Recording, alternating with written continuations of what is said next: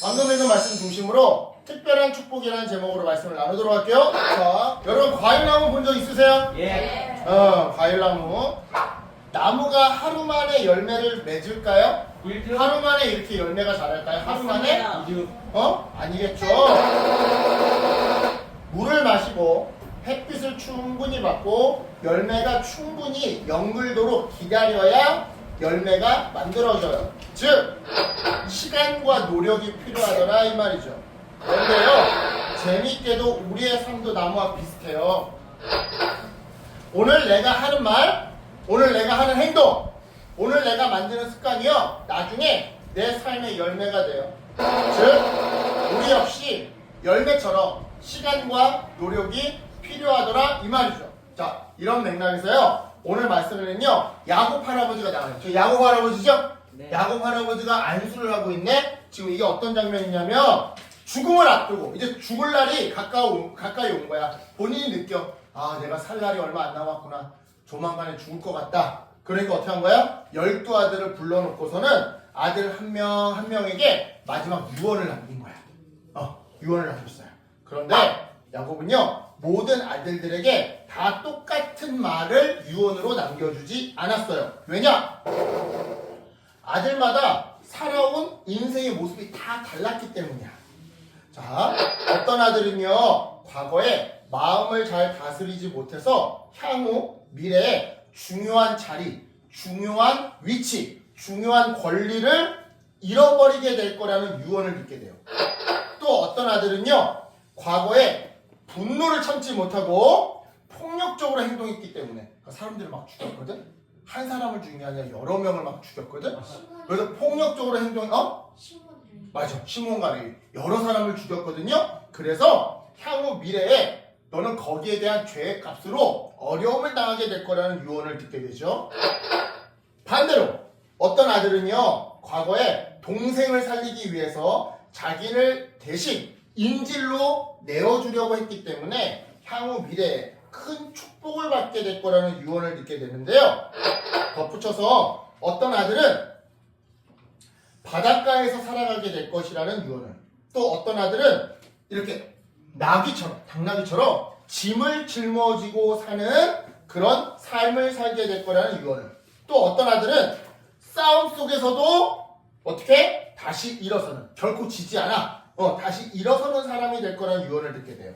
또 어떤 아들은요 풍성한 먹을 것을 누리며 살게 될 것이라는 유언을, 또 어떤 아들은 이렇게 자유롭게 뛰노는 암사슴처럼 살아가게 될 것이라는 유언을 듣게 되죠. 하지만 이러한 야곱의 유언에 공통적인 특징이 하나 있었는데요. 그게 뭐냐? 바로 아들들이 지금까지 어떻게 살아왔고 따라서 앞으로 어떤 길을 가게 될 거라는 원리가 담겨 있더라는 점이었어요. 말이 좀 어려운데 이런 거야.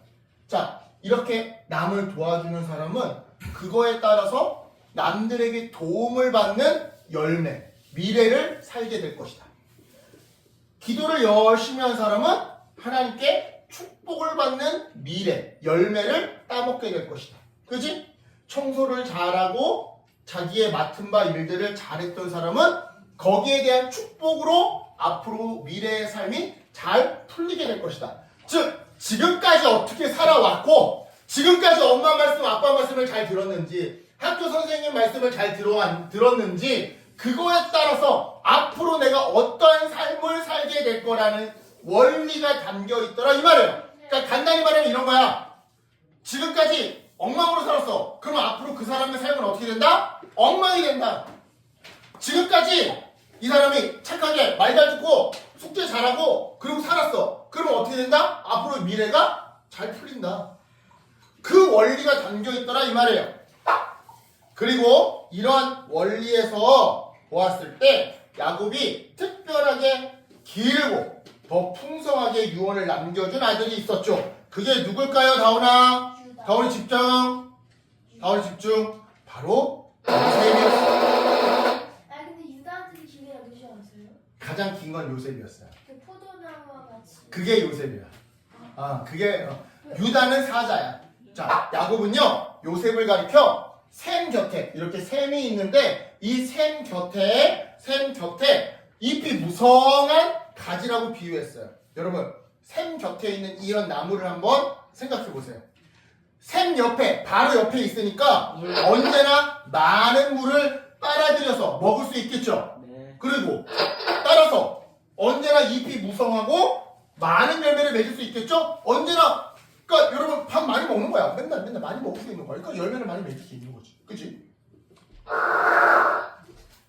자, 과거의 요셉은요 힘든 일을 많이 겪었더랬어요. 형들에게 미움을 받았고요. 멀리 팔려가기도 했죠. 노예로. 그리고 팔려간 곳에서는 억울한 일을 당하기도 했는데요. 하지만 요셉은요 그 모든 시간 속에서 절대로 나쁜 사람이 되지 않았어요. 나 억울해. 나 이제부터 막 살 거야. 착하게 살아도 소용없어. 억울한 일만 당하잖아. 나 앞으로 숙제 안 해. 숙제 잘해도 맨날 혼나는데. 나 앞으로 청소 안 해. 청소해도 엄마한테 잔소리 듣는데. 이러지 않았다 이 말이야. 나쁜 사람이 되지 않았어요. 언제나 맡은 일을 성실하게 했고 하나님을 잊지 않았죠. 아까 제가 목사님 얘기했지. 하나님은 여러분한테 1등을 요구하잖아. 1등 못했다고 뭐라고 하잖아. 그런데 삼류처럼 살지 말라고 해. 요셉은 어디에 있던 삼류처럼 안 살았던 거야. 어디에 있던 최선을 다했다 이 말이지. 그 결과 자기 가족뿐만 아니라 이집트와 넘어서 다른 나라 사람들까지 기근으로부터 그들을 구해주는 아주 훌륭한 사람이 될 수 있었던 건데요. 이 이야기를 통해 우리가 기억해야 할 것이 있어요. 먼저 첫 번째, 내가 앞으로 맺게 될 삶의 열매는 내가 살아온 날의 결과라는 거예요. 이게 조금 여러분한테 어려운 내용인데 지금 잘 들어. 얘들아, 어려운 내용이어도 이거 잘 들어야 돼. 다시 한번. 내가 앞으로 맺게 될 삶의 열매는 내가 지금까지 살아온 삶의 결과라는 거예요. 결과. 실제로 여러분 잘 들어. 중요한 거야. 좋은 말을 자주 하는 사람은 나중에 커서 어떻게 될까요? 다른 사람을 기쁘게 해주는 상담가나 선생님이 될 수 있어요.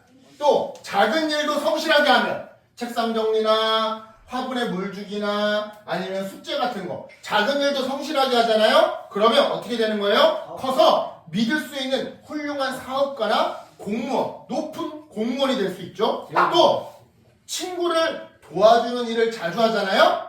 어려운 친구를 자주 도와줘. 그러면 그런 사람은 커서 경찰관이나 소방관이 될 확률이 높아요.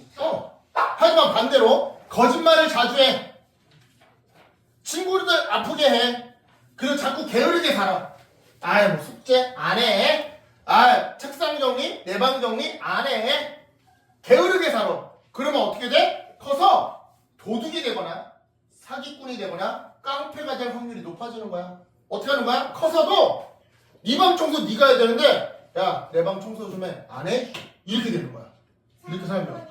그리고 남들 거짓말 해가지고 돈 훔치는 사람. 돈 뺏는 사람. 그게 사기꾼이야.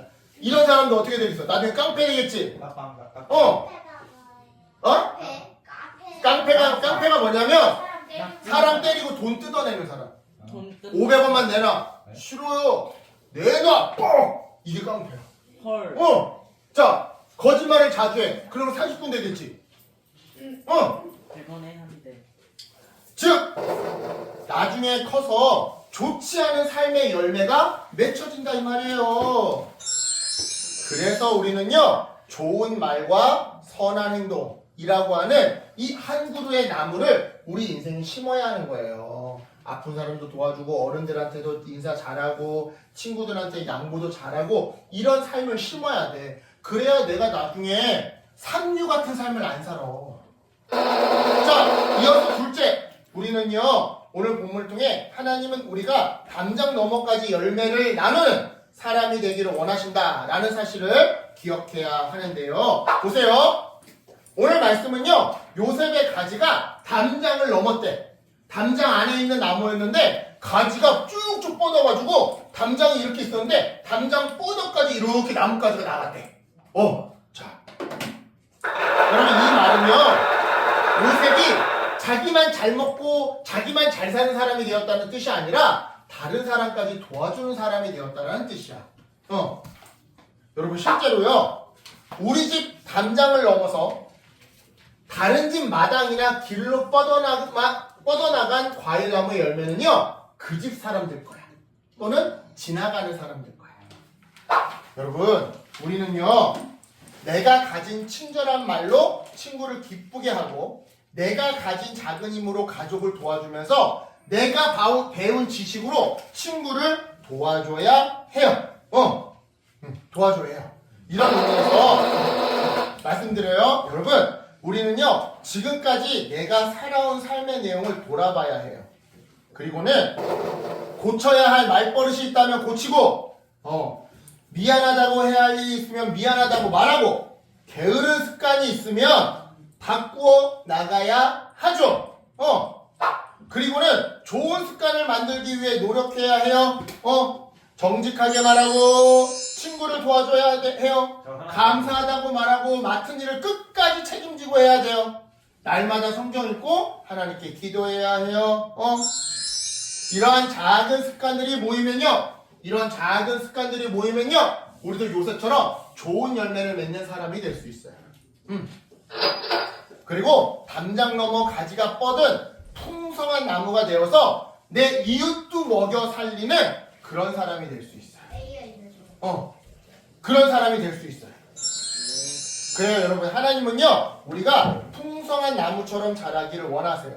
그리고 내 삶의 좋은 열매로 가족과 친구와 이웃을 기쁘게 만들어주고 도와주는 사람이 되기를 원하세요. 그러니까 우리 모두 지난 날을 반성하고 앞으로는 좋은 습관을 만들었으면 좋겠어요. 이렇게 만들어서 요새처럼 좋은 열매를 맺는 사람, 그래서 이웃에게 나눠주는 사람, 이웃을 살리는 사람 되시기를 예수님의 이름으로 축복합니다. 아멘. 기도할게요. 하나님 감사합니다.